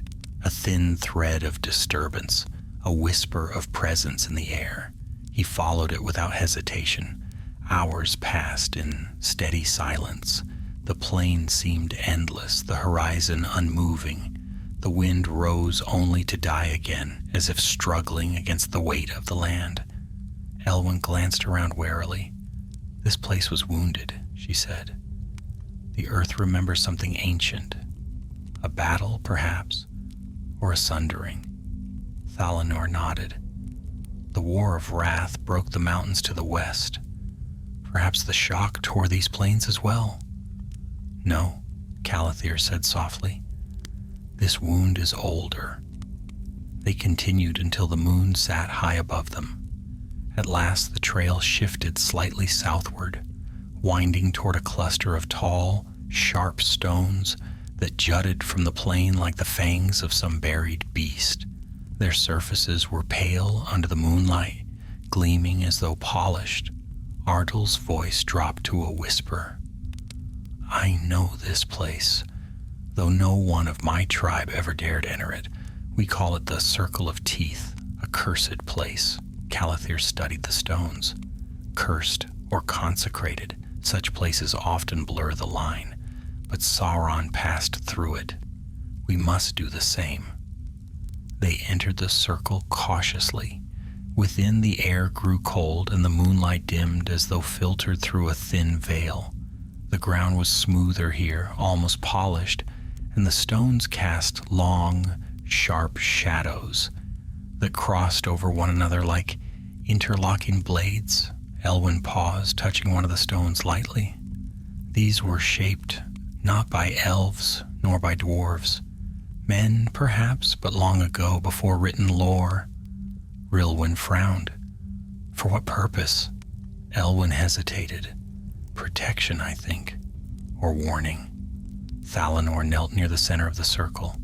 Look, the prints change here. Calathir joined him. Indeed, Sauron's prints deepened, spaced farther apart. A tremor had shaken his stride. He feared this place, Calathir murmured. Why? Rilwyn whispered. Elwyn nodded toward the far side of the circle. Because something dwells within these stones. Before any could answer, a low hum rose from the ground, deep enough that they felt it more than heard it. The stones vibrated faintly. A pulse of pale light ran across their surfaces. Ardil gasped and stumbled back. It wakes! Calathir drew his blade, though he sensed no malice, only warning. Hold your ground. Let whatever dwells here show itself. The hum deepened, and a soft glow spread outward from the largest stone. The light gathered, forming a faint outline, tall, indistinct, almost human in shape, yet greater, as though carved from the very memory of the land. A voice, soft as wind, over forgotten graves, echoed through the circle. Who walks the path of shadow? Who follows the one who fled the light? The elves stood firm. Ardil hid behind Rilwyn, trembling violently. Calathir stepped forward and raised his blade in greeting, not threat. We are scouts of Lindon. We seek the one who passed here, the servant who fled Morgoth after his fall. The glowing figure seemed to regard them, though no eyes could be seen. He came, broken, torn between fear and pride. The land rejected him, for he bore the residue of his master's ruin. Elwyn stepped closer, her voice steady. Why did he fear this place? The figure's answer was a sigh like gathering wind. For we remember the world before discord, and he remembers that he betrayed it. Silence followed, profound and heavy. Then the spirit motion stilled, as though the memory grew distant. He passed through in haste, but his shadow clings still. I show you this, followers of the light. Look upon what he left behind. The ground trembled. At the center of the circle, a crack split open, a shallow fissure revealing a small, faintly glowing shard of soot-blackened stone. Calathir knelt and lifted it carefully. The shard pulsed weakly like a dying heartbeat. Elwyn gasped. A fragment of his will cast away when he forged his new shape. Ardil trembled. Is it dangerous? Yes, Calathir said, but not to us. It is but a remnant, what he shed to take on a new guise. Thalanor frowned. Can it tell us where he goes? The spirit's voice returned, softer now. He goes to men, to mold them, to test them. His new face seeks their trust. Rilwyn's eyes widened. Then we are nearly upon him. Calathir stood. We thank you, Ancient One. But as the spirit faded, its final whisper chilled the air. Beware, he grows stronger with each step east, and the first to know his new face shall be the first to fall beneath his lies. The glow vanished. The stones fell silent. Calathir turned to the others. We move now. No more rest. Sauron is close, and the first seeds of his deception are ready to be sown. The company left the circle behind. Ahead, beyond the rolling plain, the faint lights of distant fires flickered. Small settlements, unknowing, unguarded, and into their midst a shadow had walked. The faint glow of distant fires shimmered upon the horizon, small wavering lights that spoke of hearths, not war. These were the fires of men, fragile sparks of warmth, scattered against the vastness of the wild east. As the company pressed onward, the night deepened, and the land rose and fell in long slopes that hid and revealed the lights like shifting stars upon the ground. Ardil's steps slowed with each passing moment. We near the outpost of my people, he whispered, but they are simple folk, hunters and herdsmen. They would not understand a being like him. Calathir's jaw tightened. That is what makes them vulnerable.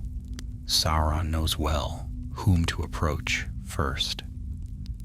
Elwyn moved beside him, her cloak brushing lightly against the long grass. A wounded Maya, seeking a new beginning, would choose those who do not know his past. Thalanor scanned the darkness ahead. Then let us hope we have arrived before he speaks too deeply into their hearts. They descended into a shallow valley where the wind rustled through young pines and the earth grew softer beneath their feet.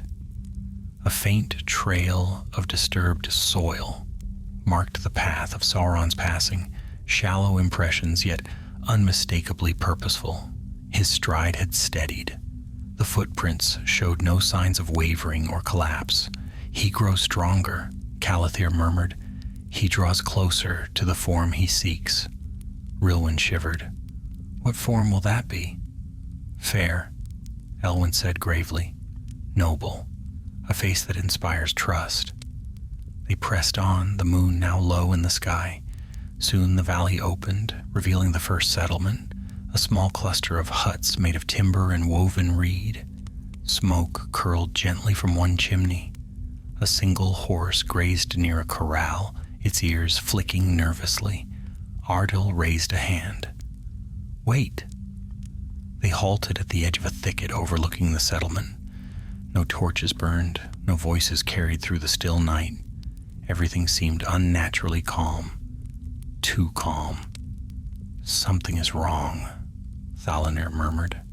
Calathir nodded. We move carefully. They descended the slope and approached the huts. The night air was cold, but no hearth glow flickered through the windows. The door of the largest hut stood ajar, swaying slightly in the wind. Ardil's breath caught.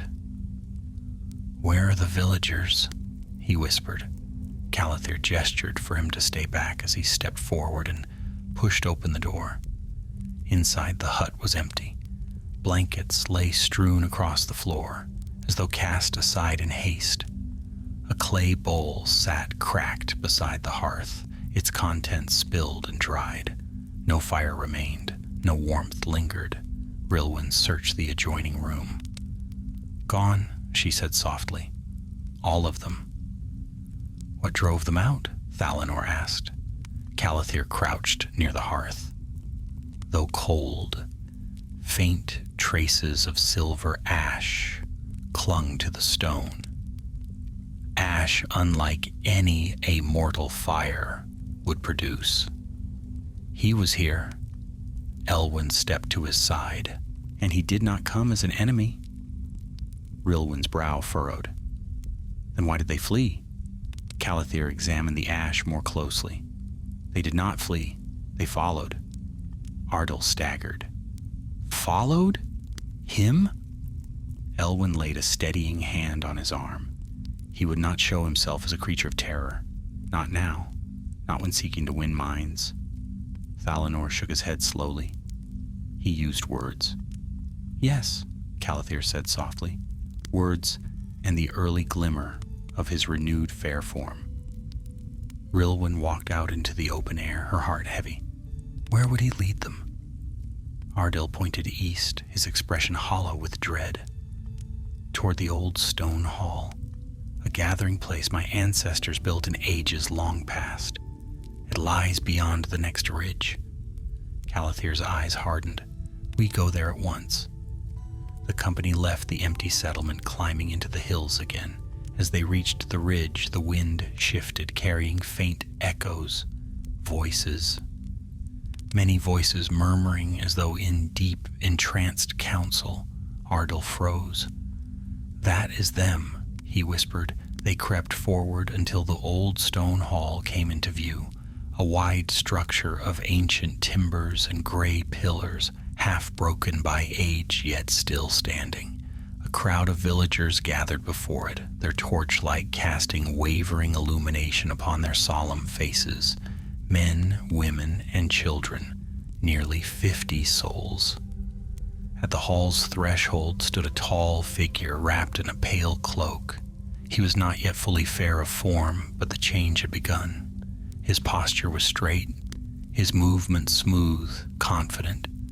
His hair, once dark and wild in the ruins, now fell in long, pale strands. His face was mostly hidden by the cloak's hood, but the faint glow of moonlight revealed the outline of features, sharp, elegant, and hauntingly noble. Ardil gasped. That is him, but he looks different. Elwyn touched Calathir's arm. He is remade. The figure raised a hand, and the murmuring ceased instantly. My friends, his voice rang out, gentle, melodic, persuasive. Fear no longer the shadows of the past. For a new age dawns. The world is broken, yet it can be restored. And I will guide you, if you will trust me. The villagers nodded, many stepping closer, as though drawn by a warm hearth in winter. Their eyes held hope, not fear.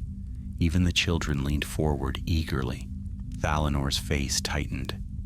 He has them in his grasp. Calathir's heart churned. Sauron, now halfway to becoming the fair Anatar, spoke again, his voice wrapping the crowd like a comforting blanket. You have suffered, he said. The war that tore the West cast shadows even here. But I am not your enemy. I seek harmony, order, peace. Follow me, and I shall show you a path away from ruin. Ardil whispered hoarsely. They believe him. Rilwyn trembled. We must intervene. No, Calathir said sharply. Not yet. If we attack blindly, they will defend him. We must break his hold without harming those under his spell. Sauron raised both arms slightly as though embracing the crowd. Come, he said warmly. Let us leave this hall of sorrow. I will lead you to a new home, a safer land, where no darkness shall ever touch you again. The villagers murmured, spellbound, and in that moment Sauron turned his head, just slightly. His gaze met Calathir's. Across the distance, through the shadows, through the crowd, he saw them. A slow smile curved beneath his hood. Not of recognition, though he surely recognized their kind. Not of fear, he felt none now, but of challenge, as one might smile upon distant hunters who stepped too late into the snare. Calathir's blood ran cold. He knows we are here, Elwyn whispered. Sauron lowered his arms, addressed the villagers once more, then turned to enter the hall. The crowd parted for him like water for a descending blade. Calathir exhaled. We follow, but listen well. From this moment on, he is no longer fleeing. He is leading. and the path he led them into was now woven with deception, subtle, shimmering, and deadly as a serpent's coil. The ancient stone hall loomed beneath the moon, its pillars cracked yet still proud, bearing the weight of ages long past. Torches flickered near its entrance, casting wavering shadows across the weathered carvings etched into the archway. The crowd of villagers, entranced, hopeful, unaware, filed slowly inside after the pale cloaked figure who guided them with gentle gestures and soft-spoken reassurance. Calathir and his companions watched from the shelter of a cluster of boulders. The air trembled faintly around them as if the night itself held its breath. "He draws them deeper," Rilwyn murmured, gripping her blades tightly. Thalinor's eyes remained fixed on the doorway. "Whatever he intends, he does not wish for witnesses." Elwyn's voice was low, "because he is shaping their belief, their trust. This is no mere speech. He is binding them to him." Ardil trembled. "If he leads them away, they will never return. They will follow him into doom." Calathir's jaw set hard. "Not while we draw breath." He motioned the others forward. The company approached the hall's entrance, moving like shadows across the stone. The villagers inside murmured in quiet awe.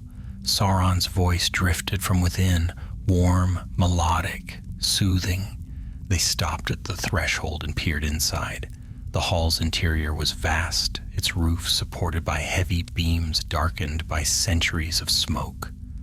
Along the walls, dim carvings showed scenes of early tribes, hunters with bows, women gathering herbs, warriors raising spears against beasts. At the far end of the hall stood a broad dais carved from a single slab of stone. Upon it burned a fire that was not truly fire at all, pale, bright, shimmering faintly like molten silver. And before that fire stood Sauron. He no longer looked like the broken, flickering figure they had pursued across mountains and marshes. His form was nearly complete, tall, slender, and noble in bearing. His cloak caught the pale firelight with an otherworldly sheen. His hair, long and fair, brushed his shoulders in smooth waves. His eyes glowed softly with a strange radiance, no longer burning red with malice, but bright as polished steel, beautiful, deceptive, terrifying. He raised his hands, and the hall fell into perfect silence. "My friends," he said, his voice carrying like music through the air, "you have walked through fear and hardship. Your lives, carved against the wilderness, have been ones of endurance, not peace. But a new dawn is coming, a dawn you may shape with your own hands." The villagers leaned forward, rapt. Sauron continued, "Beyond these hills lie lands untouched by ruin, forests where the air is sweet, and rivers where the fish run plentiful. I will guide you there. I will show you how to strengthen your homes, how to tame the wild, how to craft with skill beyond mortal measure." Ardil gasped softly. "He wins them with promises." Elwyn's gaze darkened. "And all his promises carry chains." Calathir stepped inside, keeping to the shadows along the wall. The others followed silently, spreading out, watching, listening. They could not simply reveal themselves, not yet. The villagers' trust in them was not assured, and if they moved too quickly, they might provoke chaos or turn the crowd against them. Sauron gestured to the pale fire behind him. "Know this, I am no tyrant of the West. I bring no sword, no command, no demand. I seek only to teach, to uplift, to strengthen, and in return," his voice softened into something almost mournful, "in return I seek acceptance, a place among your people, A murmur of sympathy rose from the villagers. Even Ardil, hidden beside Calathir, trembled with the memory of how those words had nearly ensnared him. Thalanor whispered, "He plays upon their hearts." "Yes," Calathir said grimly, "and he does it well." Sauron turned slightly and his gaze shifted toward the shadowed edges of the hall. Not directly upon the elves, but near. A subtle hint of awareness, a silent warning. He knew they were there, but he did not call attention to them. Not yet. Instead, he lifted his hand toward a young man standing near the dais, a strong youth with braided black hair and wary eyes. "You," Sauron said gently. "Step forward." The young man hesitated, then moved to stand beside him. "What is your name?" "Eleanor," the youth answered. "Eleanor," Sauron repeated, his voice warm. "A noble name. Tell me, what troubles you? I see fear in your heart." Eleanor swallowed. "My mother is ill. She has been for many months. We have no healer." Sauron nodded slowly. "Let her come forth." An older woman was helped toward the dais, frail and pale beneath the firelight. Sauron extended a hand toward her but did not touch her. Instead, he summoned a faint radiance from the pale flame. The light flowed like a thin mist, curling gently around her. The villagers gasped. The woman inhaled sharply and her breath steadied. Color returned faintly to her cheeks. She stood straighter. A murmur of awe spread through the hall. Rilwyn stared in disbelief. "He can heal?" "No," Elwyn whispered. "He appears to heal. He soothes pain, strengthens the flesh for a short while. But such gifts come with snares." Calathir's hand clenched around his blade. "He has shown them mercy. The next thing he shows will be power. After that, authority."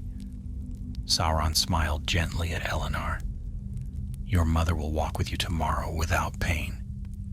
Tears streamed down the youth's face. He knelt. "We will follow you anywhere." And others echoed him. A tide of devotion rising, a tide they could not allow to crest. Calathir nodded to his companions. The time for subtlety had ended. He stepped into the open, his voice ringing clear and strong. "Villagers of the East, pause your trust. You do not know the one before you." The hall fell abruptly silent. Every head turned. Torches flickered. The pale fire guttered slightly. Sauron did not move at first, then slowly, gracefully, he turned to face them. His eyes gleamed with calm interest. "Visitors from the west," he said softly. "You have come far." Calathir lifted his chin. "We know who you are." A faint smile curved Sauron's lips. "Do you?" he asked. The villagers shifted uneasily. Some stepped back warily. Others remained beside Sauron, trust still shining in their faces. Calathir drew a breath. "You are Sauron, servant of Morgoth." A ripple of fear ran through the hall. Gasps, cries. Sauron merely tilted his head, his expression tinged with sorrow. "Is that what they say of me?" he asked softly. "A servant? A slave bound to darkness? No. You are wrong, elf. I was deceived once, but I am deceived no longer." "Lies," Thalanor growled. "Truth," Sauron answered, his tone calm enough to still a storm. "The darkness has fallen. Morgoth is gone. I seek no throne, no war, only a new beginning." Ardil stepped forward, voice cracking. "You ensnared us. You clouded our minds." Sauron regarded him with gentle pity. "I did nothing but speak. If truth stirs your heart, do not blame me."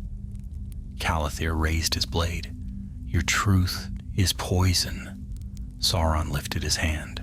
The pale fire behind him roared suddenly, burning brighter, casting his figure in brilliant, terrible radiance. The villagers gasped and shielded their eyes. Sauron's voice deepened, resounding through the stone hall like distant thunder. I have offered peace. You answer with accusation, but I will not be driven away by fear, nor by those who cling to the glories of a ruined age. His gaze locked on Calathir, and the hall shook. The ancient hall trembled, dust drifting from its beams like pale ash. The torches flickered wildly. The pale fire behind Sauron heaved upward in a sudden swirl, rising as though stirred by unseen winds.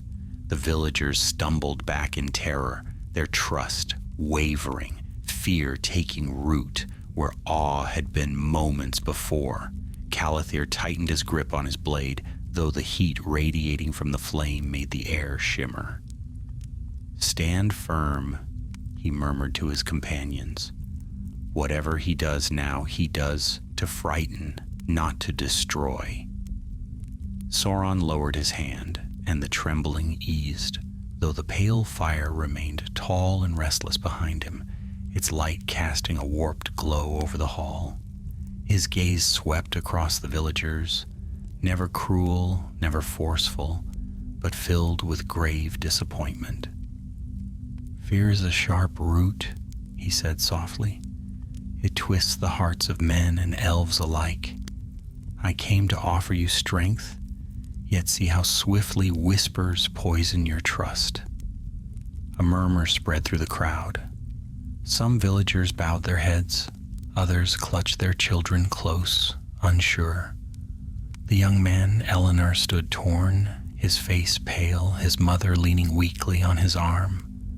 Rilwyn whispered urgently to Calathir, "He will sway them again, if we do not break his spell entirely." "We must expose his true intent," Calathir replied, "but with caution. These are innocent folk, they cannot be thrown against him." Sauron's attention shifted toward them again. "Tell me, elves of the West," he said calmly, "why must you hunt me? Why follow me into lands where your kings hold no sway?" Thalanor stepped forward. "Because you seek dominion? Because you twist hearts?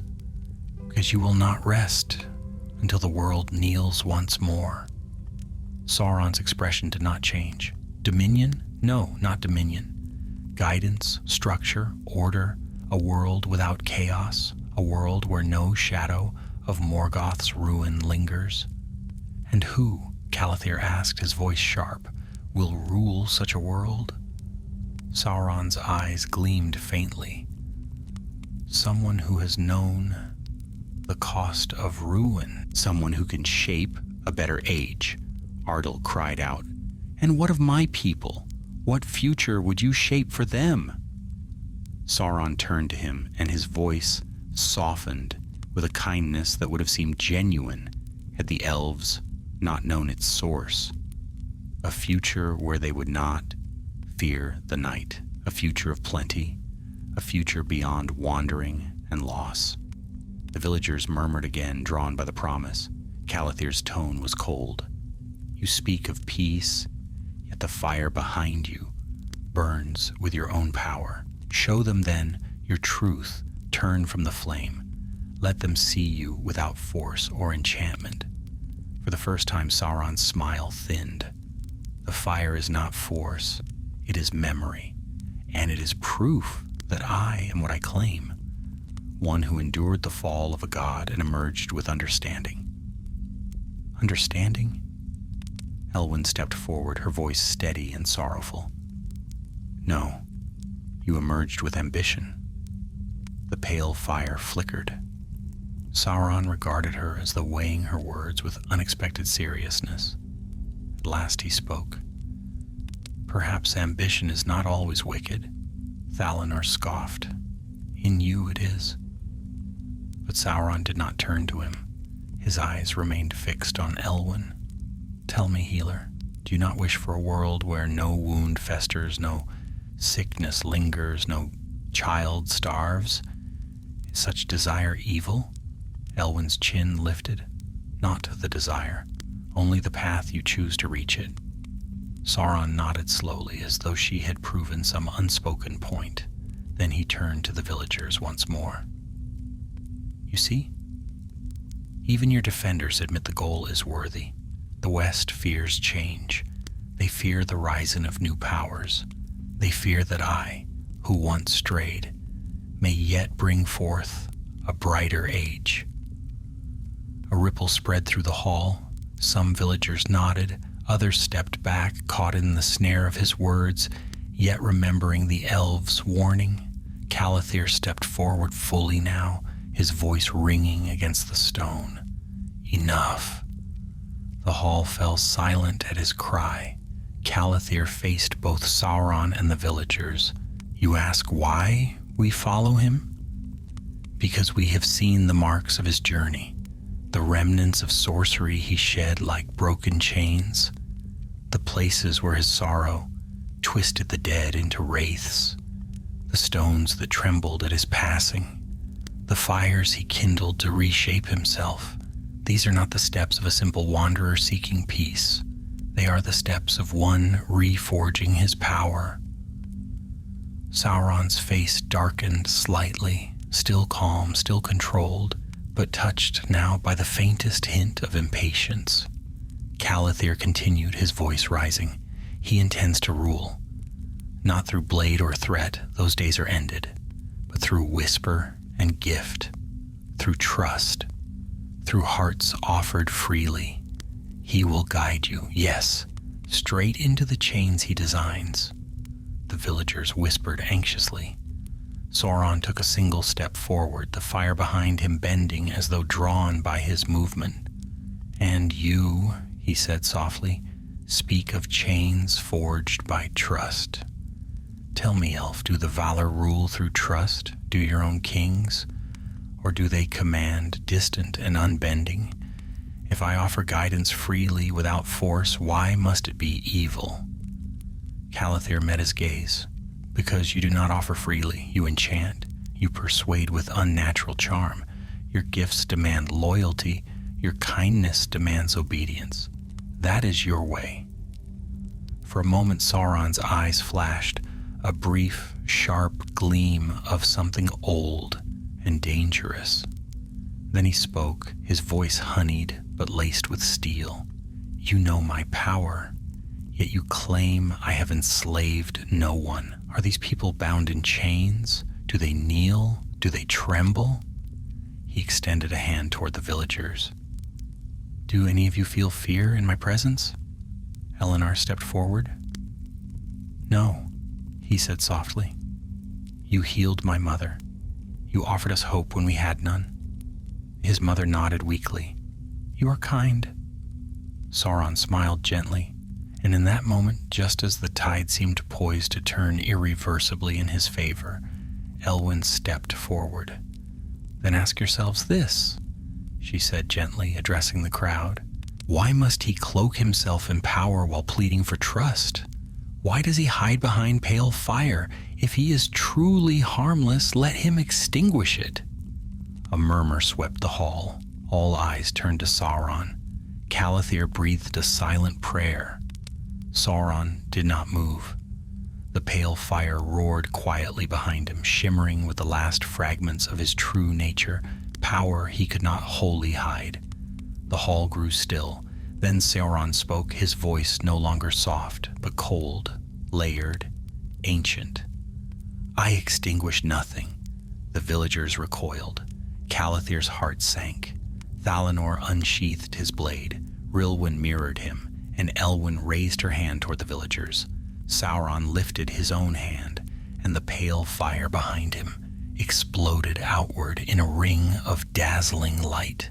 The pale fire burst outward in a gleaming arc, its brilliance filling the ancient hall like the dawn of some terrible new age.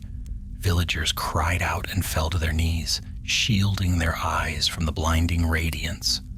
The torches sputtered and died instantly, their small flames overwhelmed by the vast, shimmering wave. Calathir raised an arm against the glare. Stand fast, he shouted, though the words barely carried over the ringing pulse of sorcery. Thalanor braced himself beside a toppled pillar, pulling Rilwyn close. so the blast did not sweep her from her feet. Elwyn's hands rose instinctively, her own healing light braced like a shield to blunt the worst of Sauron's power, as much to protect the villagers as to protect herself. The brilliant circle of fire struck the hall's worn stones, rippling across the walls like water over glass, and then slowly it dimmed, its intensity shrinking back toward the dais until it hovered behind Sauron once more, still fierce, still unnatural, but no longer overwhelming. Silence fell, heavy, trembling. Dust drifted from the rafters. Somewhere near the back of the hall, a child sobbed softly. Sauron stepped forward, the pale fire curling behind him, like the tail of some celestial beast. His cloak fluttered gently, as if moved by a wind no mortal could feel. His face, calm, beautiful, and terrible, was illuminated from behind, giving him the aspect of a statue carved of light and shadow. He looked upon the elves first, his voice low and perilously steady. You would tear from these people the hope they cling to, yet you offer nothing in return. What do you bring them, sons and daughters of the West? Warnings? Fear? The memory of war? His gaze swept to the villagers. You have seen what I am, not a tyrant of flame, but a being fashioned before your ancestors walked this land. I have known ruin and fire, but I do not bring ruin to you. He lifted his hand, and the pale fire shimmered softly. I bring knowledge. The villagers watched him with wide, uncertain eyes. Many trembled, yet many still leaned forward, drawn despite their fear. Calathir's voice cut through the stillness. Knowledge without wisdom is poison. Sauron turned slowly. Say rather, knowledge withheld is enslavement. For ages uncounted, the West hoarded secrets, leaving men to wander in darkness. I will not do so. I would raise them. Calathir's hand tightened around his blade. To what end? Sauron smiled faintly. To theirs, and to mine. Thalonor stepped forward, voice hardened by resolve. Your words are silk over iron. These people do not know you, but we do. We saw what you left behind. The twisted dead in the marsh, the broken stone where you reforged your form, the echoes of ancient spirits who warned us against you. Sauron's expression shifted just a fraction. Annoyance, perhaps, or calculation. The dead in the marsh, he said quietly, were bound long before my passing. I merely stirred what lay restless. By your sorrow, Elwyn replied gently but firmly, by your struggle against what you once were. A pause followed, so fragile that even the torches seemed reluctant to breathe. Sauron looked at her for a long moment. Perhaps, he said. But know this, healer, I seek not destruction, Calathir replied, yet you will cause it. Sauron's voice sharpened. Only if I am hunted. The hall went still as ice. Then he stepped back toward the dais. Leave these people, he said, keeping his gaze fixed upon the elves. They have chosen their path. No, Calathir answered. They have been led to it. And what is leadership? Sauron replied softly, but guiding others toward the future. Calathir took a step forward. You seek dominion through devotion. Sauron tilted his head. Dominion or harmony? I do not crave a throne. Not yet. But order must be forged, and who better to forge it than one who understands the chaos at the world's heart? We do not debate your philosophy, Thalonor snapped. We came to know where you fled after Morgoth's fall, and now we know. Sauron's smile vanished entirely. So, this is what you sought. My path, my transformation, my intent. Yes, Calathir said steadily, and we will return with this knowledge. Sauron's eyes narrowed, the pale fire behind him shimmering more fiercely for an instant. "And do you believe," he said with deadly quiet, "that I will allow you to depart with truths that might hinder the age I intend to build?" A stir rippled through the villagers. Some moved between the elves and Sauron as if to defend the one who had healed them. Others drew back, instinctively sensing the rising danger. Calathir spoke loudly so all could hear. "We do not carry weapons against men. Our quarrel is with him alone." Elwyn stepped forward, lifting her hands gently toward the nearest villagers. "Do not be swayed by fear. Stand aside. No harm will come to you." But Sauron raised a single hand, and every villager froze, as though caught by an invisible breeze, not trapped, not controlled, but held still by wonder and dread. "Enough," Sauron said. "You will not turn their hearts from me." Calathir lifted his blade in warning. "Let them go." Sauron's voice deepened with power. "I will not lose them."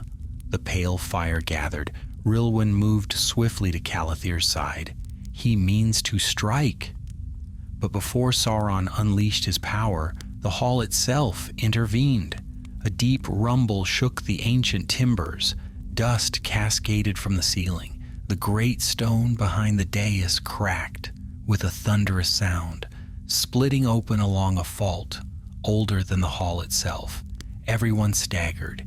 Even Sauron faltered, turning sharply toward the collapsing stone. Elwyn gasped as the pale fire flickered wildly, its form destabilizing. A portion of the wall crumbled in a shower of stones. Calathir shouted, "Out! Everyone out!" Chaos erupted. Villagers rushed for the exits. The elves guided them, shielding them from falling debris. The pale fire lashed the air, wildly unfocused. Sauron stepped back from the crumbling dais, his cloak swirling as he fought to steady the powers around him. "Leave this place," Calathir commanded the villagers again. They obeyed with desperate urgency. Sauron retreated through a side archway as the hall shuddered violently. For an instant, his gaze met Calathir's, furious, frustrated, and filled with cold promise. "You cannot stop what I shall become," he breathed, barely audible through the roar of collapsing stone. Then he vanished into the night. The elves and villagers fled through the main entrance as the final timbers buckled. A great pillar fell, sending up a cloud of dust as the hall began to fold in upon itself. Calathir was the last to emerge, leaping clear as the ancient structure collapsed behind him in a thunderous roar. Silence followed, heavy and unbroken. The villagers huddled together beneath the starlit sky, trembling. No one spoke. At last, Thalanor broke the stillness. He escaped. Calathir sheathed his blade slowly. "Yes, and now we know where he fled, and how he rose from ruin." Elwyn looked east, her eyes shadowed. "He will travel farther than men can follow. He will seek greater peoples, greater craftsmen, greater power." Calathir nodded. "Anatar's path lies before him, and though we could not stop it, we have witnessed its beginning." Ardil trembled. "And what shall we do now?" Calathir's voice was quiet, resolute. "We return to Lindon. The world must be warned." Behind them, the hall lay in ruins. Before them, the long road home stretched westward, beneath the stars. The tale of Sauron's disappearance had been uncovered, and the shadow of his return had begun.